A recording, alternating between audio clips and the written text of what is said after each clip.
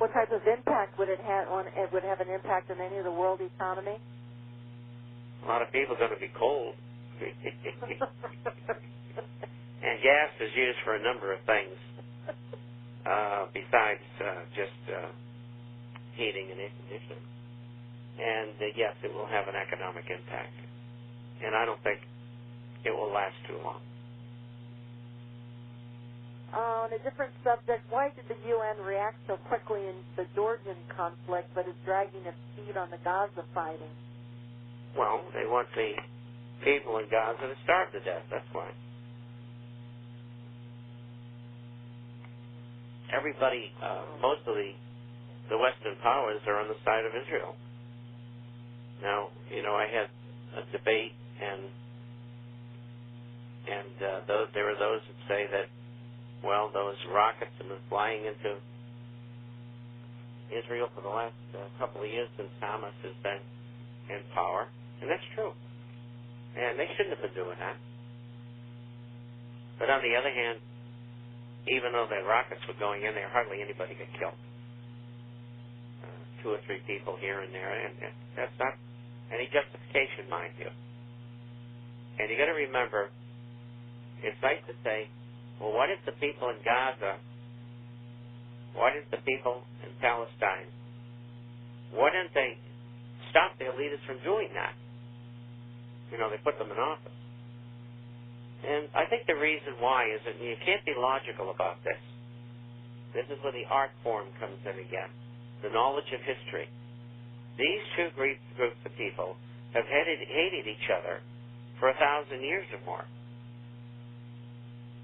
And there's no reasoning involved.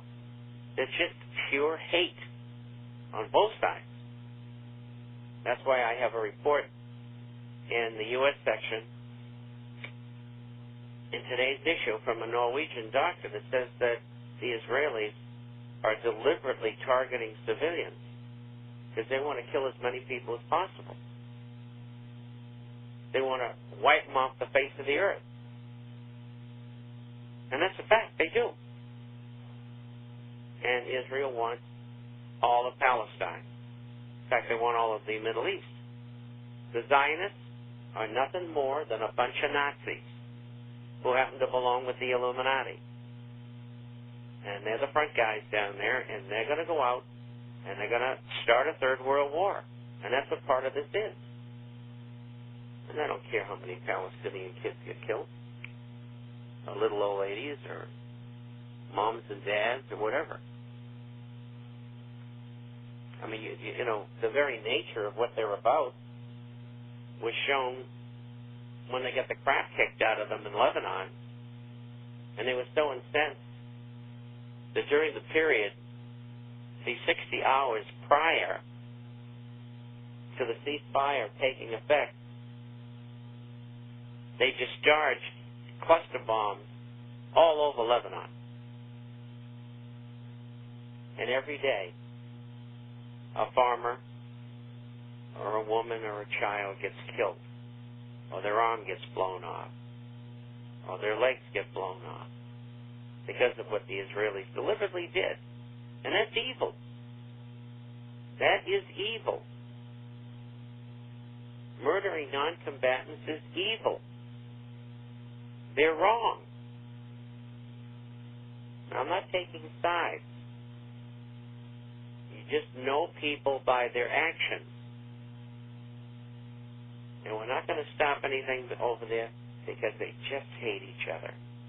And it's all going to come to no good end for both parties. And I hate war.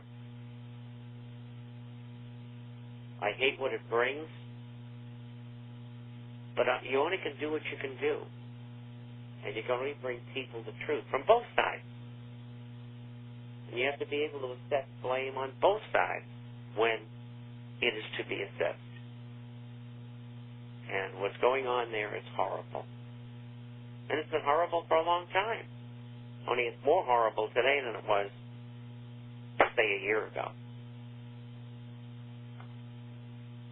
There's reports on the living conditions, shortages of food and water, where the supplies going into into the Gaza has been stopped and blocked, and people are starving, and the living conditions are just horrible. Is that true? Absolutely. It's been that way for a long time. Yeah. I mean, I've seen interviews with Israelis. They said they're animals. They're animals. I saw an interview last week. They called them subhumans. Subhumans. This was a very typical term used by Adolf Hitler to describe people who he didn't like the Jews. Untermenschen is the word. Untermenschen. Subhuman. And here the Israelis are using it.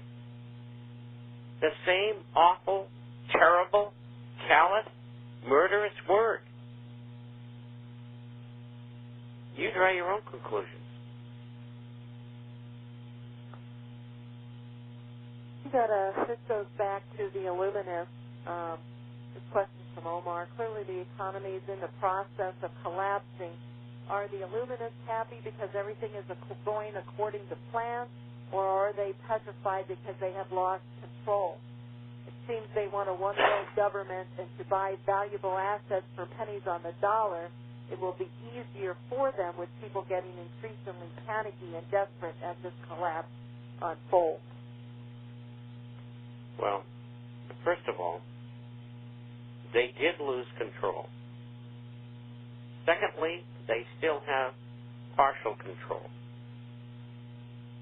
Now, what they're really concerned about is that they've opened that window of opportunity for themselves to implement world government.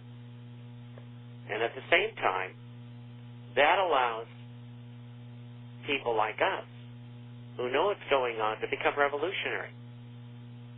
And they know if they're not successful, they're all going to get their heads chopped off.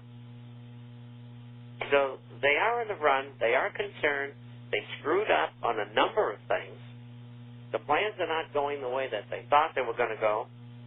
They certainly didn't want Meredith Whitney exposing Citicorp, which began this major problem that we see today, which is the banks hoarding the money and not giving out loans deliberately so that they can buy up regional and small banks for much less than they're worth, and perhaps even buying up commercial real estate, which they get in foreclosure, and on and on and on.